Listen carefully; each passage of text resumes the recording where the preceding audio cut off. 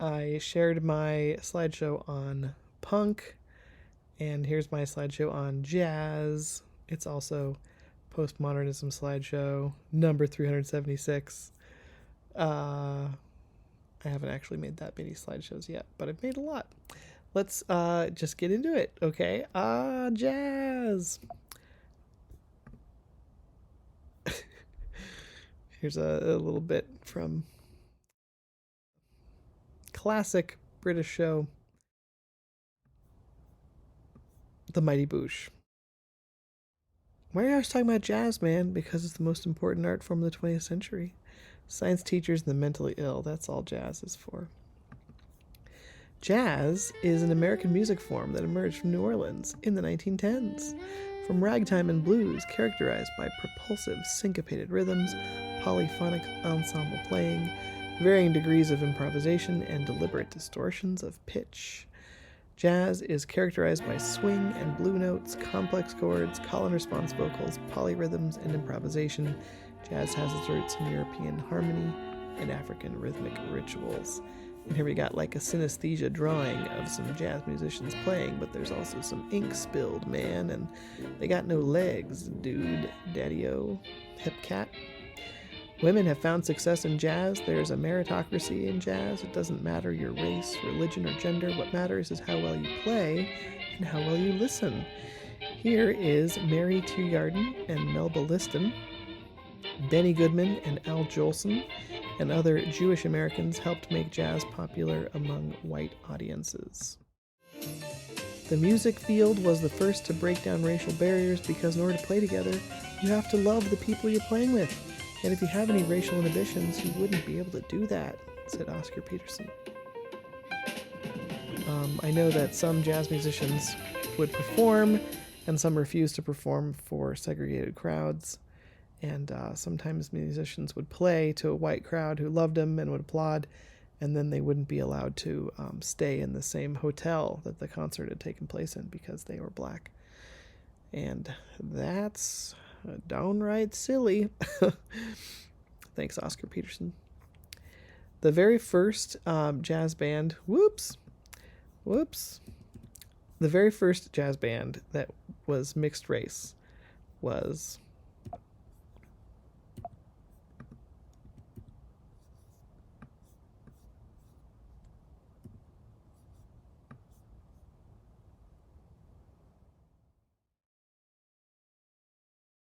the very first mixed race jazz band that I know of was Benny Goodman playing with Teddy Wilson on piano and Gene Krupa on drums. And the first to appear on television was the Raymond Scott Orchestra. This photo was published in 1944. The first racially mixed network studio orchestra. Raymond Scott was the big star, and he was allowed to just play with whoever he wanted. And he insisted on having these black jazz cats join the band, and they did. Jazz has been given a bad rap and credited with saving America. So I put SpongeBob saying, jazz is the most important American art form ever. This is from The Onion. They asked, was it jazz that sank the great ship? Jazz has been both condemned as something only high society bourgeois could enjoy and blamed for ruining society, spreading hedonism and drug culture. There's always been a tension between jazz as a commercial music and an art form, says Bruce Johnson. Regarding the Dixieland jazz revival of the 1940s, black musicians rejected it as being shallow nostalgia entertainment for white audiences. We could picture a young kid wants to play saxophone and says, I just want to blow, Mom. If you play jazz, next thing you'll be shooting up with hookers. We saw some of that in The Simpsons when Marge is upset that Lisa befriends a jazz musician. Lisa, get away from that jazz man. And rewatching Chicago recently, she blames jazz and liquor as if it was jazz that contributed to her criminal act. Gershwin's most recognizable piece and one of the most famous pieces in American music is the Rhapsody in Blue. And I just heard a cool NPR story about this. And the program where the concert premiered became a sought-after collector's item. The song was a little too long to fit on a record at the time, and so they had to speed it up. Some critics called it derivative, stale, and inexpressive. Others said he muddied up classical music by blending it with jazz. But at the time, it wasn't beloved immediately, but over time it's become considered one of the best. And look at this jazzy picture of George Gershwin with blue and white. This is a piece that demonstrates rubato, expressive and rhythmic freedom by a slight speeding up and slowing down of the tempo at the tempo is determined by the discretion of the soloist. Repetition creates pattern. When people hear a 6-second audio clip of random water drops repeated 3 or 4 times, then they perceive it as music. In comedy, when someone makes a connection with something mentioned earlier, it's called a callback, and audiences love it. Even just putting the same image twice or mirroring it changes the way we perceive it. If you made a little drawing to fill a big space, copy it over and over again. You could change the color or not. I liked this tip. If you make a mistake while soloing, try playing that mistake again, because repetition legitimizes. It's also a tip for if you're doing improv comedy or clowning. If you keep your eyes open to things that make the audience laugh, then you could try to do it again. It could come off as humorous or pathetic, and that could be humorous. Anyway, it's a tip that kind of just goes across all genres of art, and it's neat that it works in both music and in comedy. Jazz musicians break the rules, and artists can break rules too. The code is more what you'd call guidance than actual rules. Mistakes are okay, it's a process. Ornette Coleman, here, said, "When I found out I was allowed to make mistakes, it was totally liberating." Charlie Parker said, "Any mistake is just a half step away from the right note." "That wasn't a mistake, I was just trying something," said Barney McClure. I think he even named a book that. Jazz can be political, controversial. Billie Holiday's "Strange Fruit" quickly became an anthem of the anti-lynching movement and the first significant song of the then fledgling civil rights movement.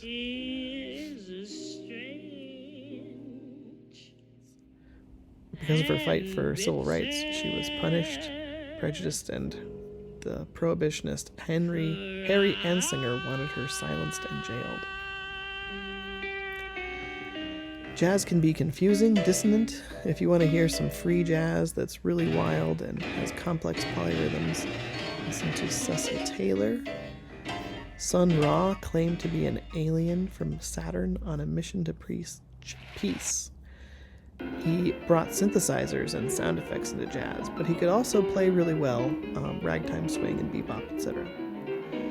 Apocryphal story of Sun Ra is that he was performing at a mental institution, and a patient who hadn't spoken in years was moved to speak. You call that music? I don't know if it's a true story, but it's kind of a funny story.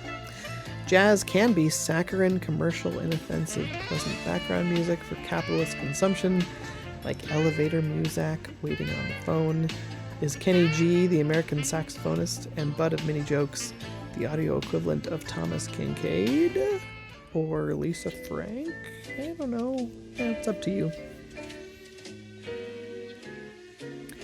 What is muzak? Well, it's a made-up word from the term Kodak. By taking music and putting "ack" at the end, a guy invented muzak. Conceived in 1922 by U.S. military general and scientist George Owen Squier. And he even included a plan to speed the music up over time to correspond with getting faster and faster in tempo and louder and brassier in instrumentation to encourage workers to speed up the pace.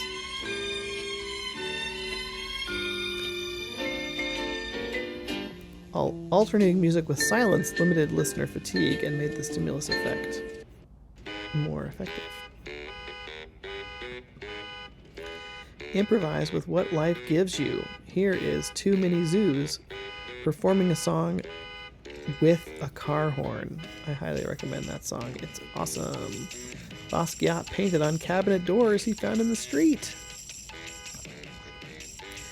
Why do we play jazz? Well, it's an intellectual puzzle. It provides some with pleasure the way others enjoy Sudoku or solving a word puzzle. When we play jazz, we participate in a conversation and we celebrate the contribution of Black Americans to our artistic tapestry. Why do we make art, though? Let's step back and look at that. This is a piece by Kandinsky, and he was trying to capture a synesthesia of what music sounded like to him, what it would look like transformed. And he envisioned that the yellow meant something in the sound and the blue meant something else. I think we make art for one of three reasons. To either make a commodity to collect or sell, to express ourselves, to help us feel our feelings, or C, to practice, to make us better at A or B. Should we get philosophical? Should we get philosophical? Jazz is a conversation that takes place over a century. When you play a standard, you're contributing to the same epic conversations that Max Roach and Dizzy Gillespie and Keely Smith and Marion McPartland have. When a group comes together and plays an old song together, they can't play it the same way as it's been played by hundreds of other musicians, countless times. They listen to each other and react, adjust, cooperate. To play jazz is to be open to different musical possibilities. It's participating with some guidelines and embracing the unexpected.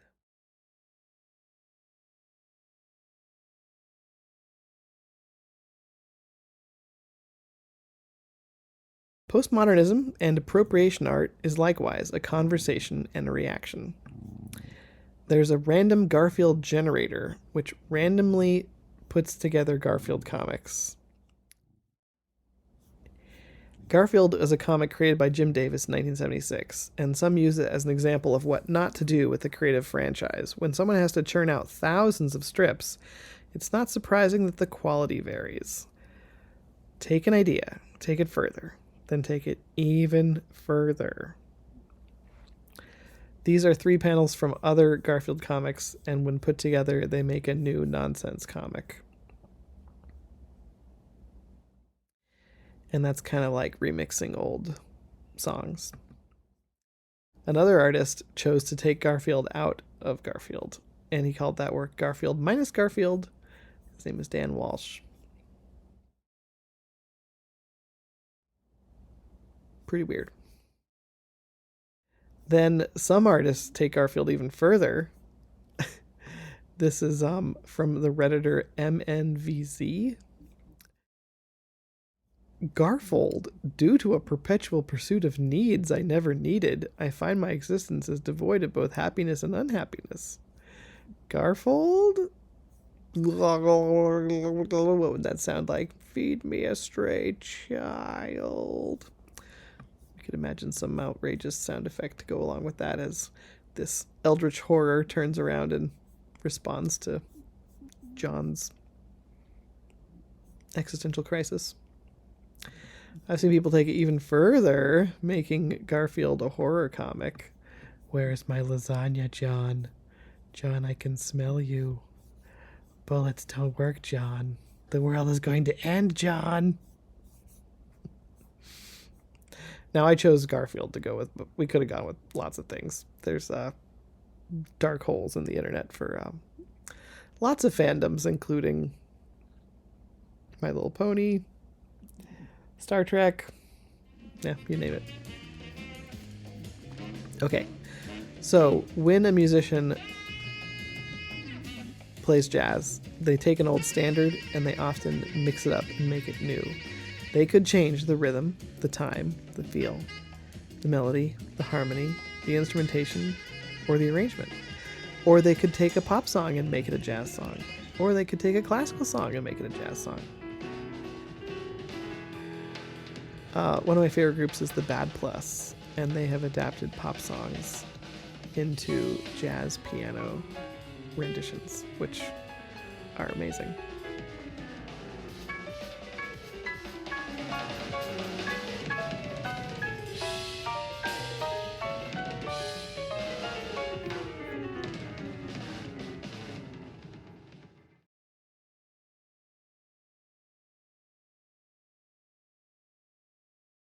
When we create visual art, we could change the form.